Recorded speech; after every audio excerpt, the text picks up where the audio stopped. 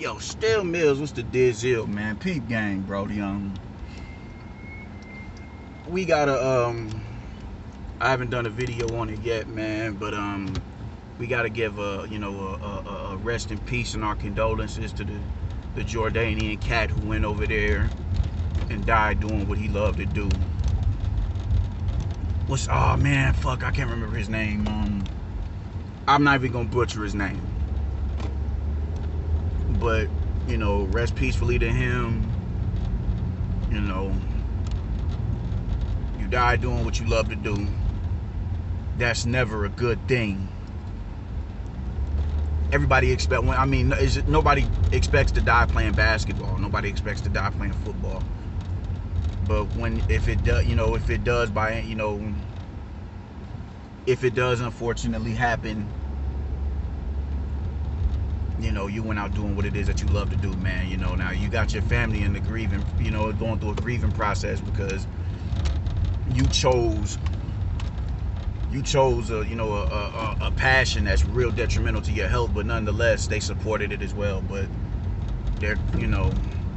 we all know what comes with the grieving process, man. But rest in peace to him, man. And I say all that to say this, man. This is why you don't get in here and you play boxing.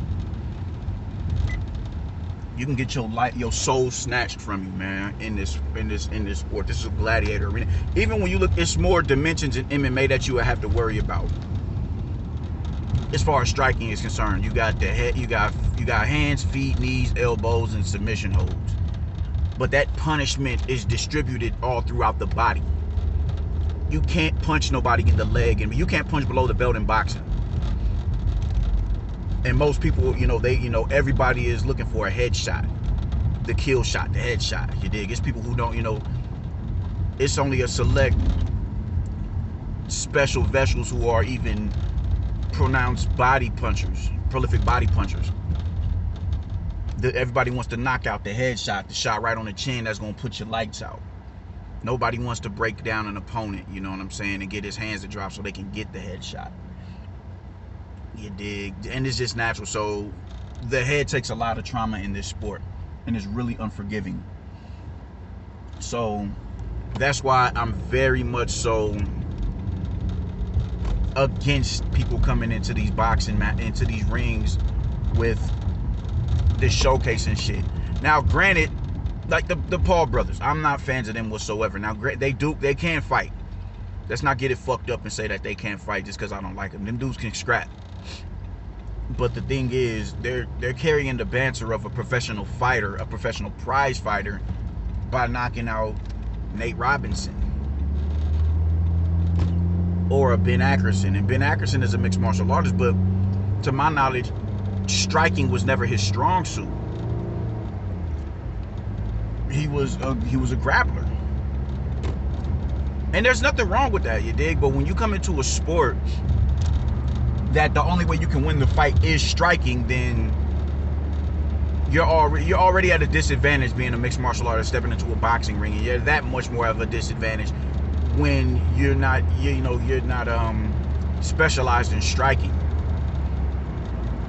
And these cats are they're carrying this professional banter. I'm a professional boxer, I'm a professional boxer. And it's like, fighting who? You haven't fought anybody in the rankings, in the top 100, in the top 200, in the top 300 and 400. You know what I'm saying? So why is it that y'all get to, play around? Like, just, it gets to a point, like,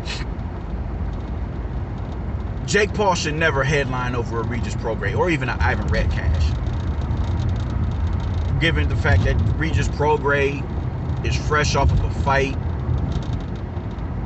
with a war, not a fight, fuck a fight, that was a war, with a dude that's about to be fighting for undisputed this month in that division, and you're not the headliner.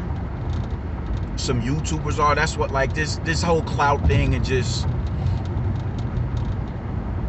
people put a check up, and it just allows people to just lose touch with their greater judgment and just with overall reality.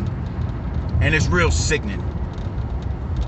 Like it's no integrity in anything. You dig? It's all right to it's all right to put your moral obligations to the side, as long as you're being properly compensated for it, man. I can only imagine what a lot of these dudes do behind closed doors, man. Even when you look at hip hop,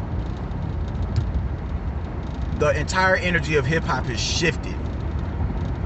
It's shifted when you watch, and I'm talking about rap, primarily on a secular level. When you look at rap videos from the 80s and the 90s and everything, it was real Afrocentric in the videos, man. They were very much so proud of their heritage and their lineage. It was kente cloths and African, women's had the African earrings, the kufis and everything on their head. It was just really Afrocentric and just really uplifting for your people. And really, because Africa has always been associated with, primitive behavior, and we didn't discover civilization. Civilization had to be presented to us. Despite the fact that we have the first recorded civilization in the history of man, that's a different story though. So for rap music and videos to really be not just the message that they were sending, but they were giving you a visual. Be proud of who it is that you are. Be proud of your lineage. Even with NWA coming out, you dig, it was still people who were really, representatives of their African heritage. So now you fast forward to the bling bling era and the shiny suit era. The dynamic started to shift to where it was just money. Everything was about money. You couldn't even have even the party. It was like the video was a party. You know what I'm saying? They had a club. You dig? It's dancers in the back ciphering. You know what I'm saying? And not even just all over. You know what I'm saying? Like even when you look at Snoop Dogg's "It's a Doggy Dog World" video, you got Rerun, the Penguin bearing. You have him in the video locking, walking around the party locking. You dig what I'm saying? It was a party atmosphere, man. So now you shift the folk. You completely redirect the energy of this culture that was revolutionary in its inception. It was an immediate reactionary response to what was going on in the 70s and the 80s and even the 60s, because hip-hop dates back to the 60s. But once they allowed these record executives to come in and throw money in their face, all of that other shit went to the wayside. Because you right here, I'm about to give you possible generational wealth. I'm about to give you generational wealth. Even if you getting 60K, you'll blow through that in a year, but you ain't never seen that much money in one go. If you fresh off the block, my nigga, that's gonna take months to generate that level of income. This white man about to give it to you just off the rip. Alright, cool, I'll do whatever it is you want me to do.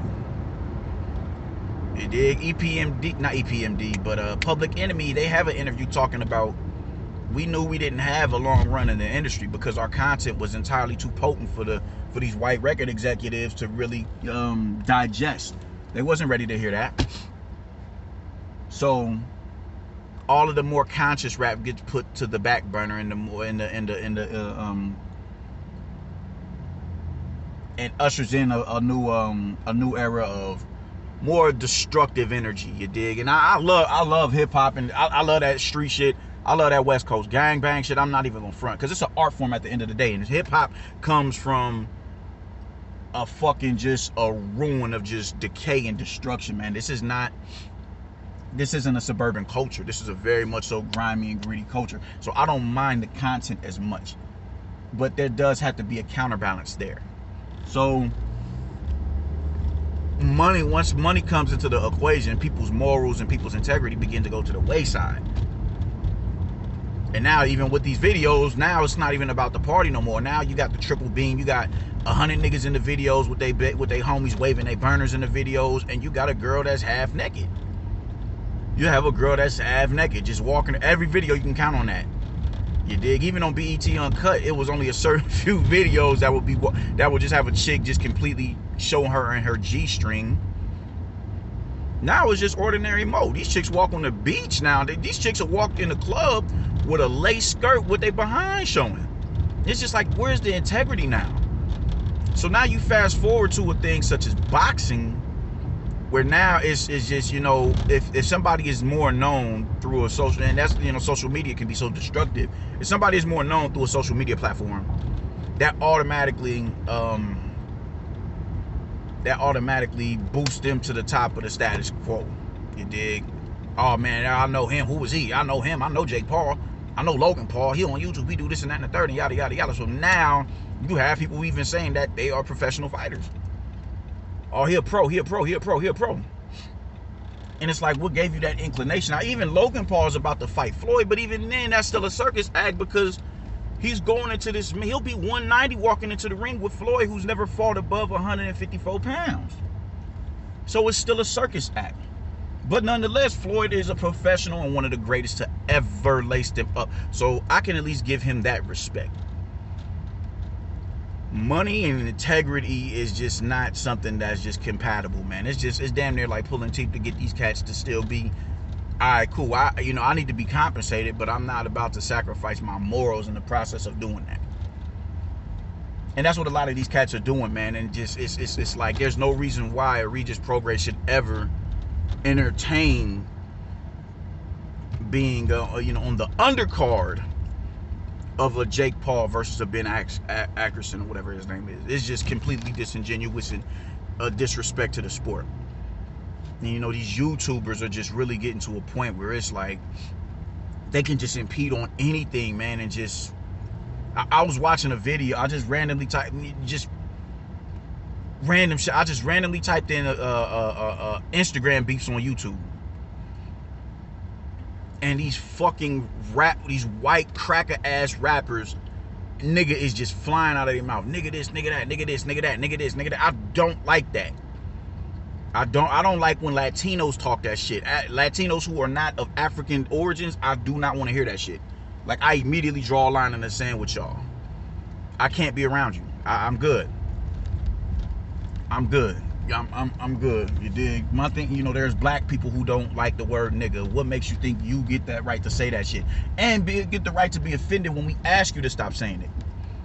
You know what I'm saying? So it's just where we are at socially is just really getting to, it's just kind of a dark place, man, because nobody cares about integrity and nobody cares about morals anymore. And now it's just about the bag. The bag, the bag, the bag. Now, granted, but Jake and Logan can offer you that. They can offer you the bag. At what price, though, man? You practically selling your soul for, to be properly compensated.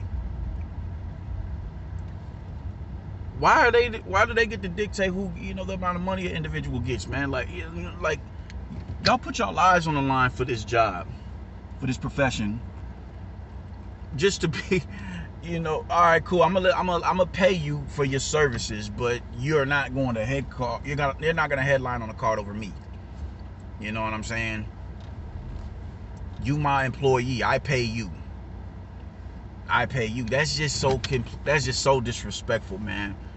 That's just so disrespectful for some shit like that to happen, man. It's like, yo, if you're gonna be a participant in the sport, why not be a promoter? Clearly you have the following to be successful at being a promoter. You could do that and be successful at it. You'll still be involved with the sport. I'm not saying don't have celebrity matches, but have celebrity matches with people that are on your level.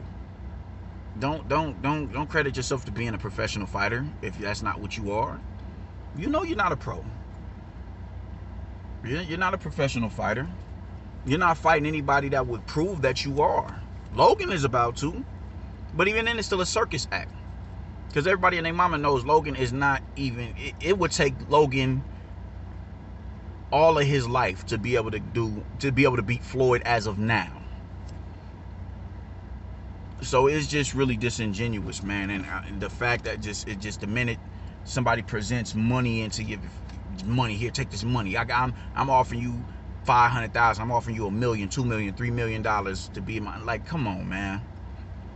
And then even the commentators, man, like Snoop Dogg and all them niggas, it's funny, but when it's time to really, there's no analysts on there with any sort of intellect on the sport. It's just niggas over there talking shit. It's a circus act. It's literally a circus act. Niggas just blowing trees. There's no integrity. You know what I'm saying? It's no safe space. It's no sanctuary for the sport of boxing. Now, granted, in the hood, all right, cool. I mean, that was just the go-to right there. You got the gloves, lace them up. Let's run that.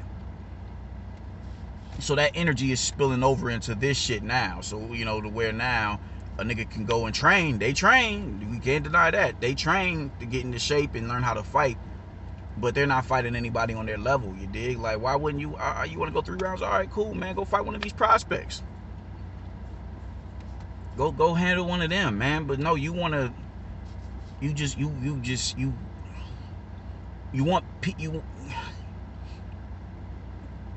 want motherfuckers that's not gonna put you under any sort of pressure. You will want somebody that's going to allow you to do, not even allow, but have no choice, but but to allow you to do what it is that you want to do. You want somebody to impose their will on you, or you want somebody that's gonna allow you. That isn't adequate enough to stop you from imposing your will on them. That's what y'all want.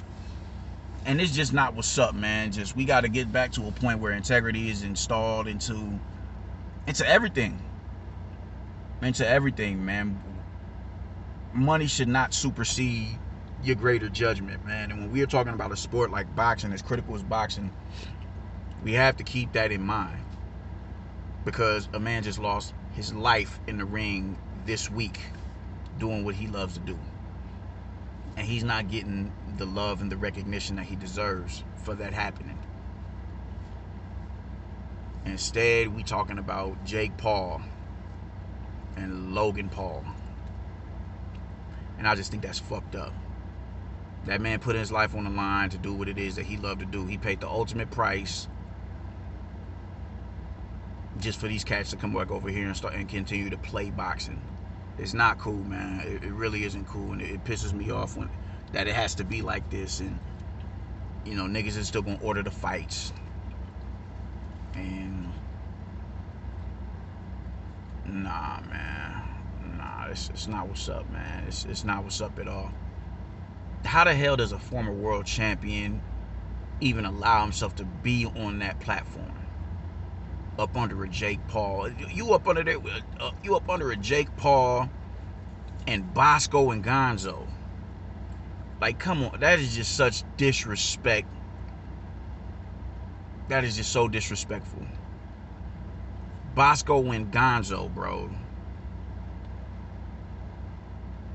Bosco, and you're on the same card as Bosco and Gonzo, and then Jake Paul and Ben Ackerson. That is just not what's up, my nigga. Integrity over everything, man. Restore integrity. There's nothing wrong with saying, nah, I'm cool on that. All money ain't good money. You know what I'm saying? All money ain't good money. And even on that card, Regis Prograis got to defend his fucking win over Ivan Redcash. Because they saying, oh, man, he was acting.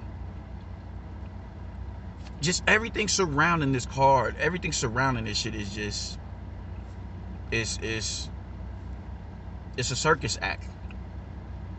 It's just, everything about it is a circus act. And professional prize fighters should not be in there. You know, they shouldn't be involved with it. Because it's your name that's getting tarnished. It's your brand that's getting tarnished. They're making y'all look like fools. And giving y'all the biggest, I mean, you're going to get that money. You're going to get it. And yeah, I mean, with a nigga like Regis Prograis, you've worked hard for it. Motherfuckers know who you are. You one of the top 140 pounders in the game, bro. Niggas know you. People know you. And you done moved up to 47 now. It's not going to be hard for you to get a fight. Because of the road work you put in at 140, man. So, restore integrity, man. Just on a societal level, man. Just in general. And stop playing boxing. You can't get in here and play games. Even in sparring, you can't get. I've been sat down taking shots to the back of the head. That shit is dangerous. That shit is dangerous. People tell you know, people downplay sparring a lot, man. Sparring is dangerous. You can get fucked up in sparring as well as a regular fight. And a lot of sparring matches are fights. Them is fights. You know, going balls to the wall. I'm in there fighting with them youngins. You can't You can't get in here and play the sport, man. You have to be. It's very unforgiving and it's very relentless, man. So that's my thoughts on it, man. Get the fuck out of here with that bullshit. This. Rest in peace to the Jordanian dude who lost his life, man. I'm out. Peace.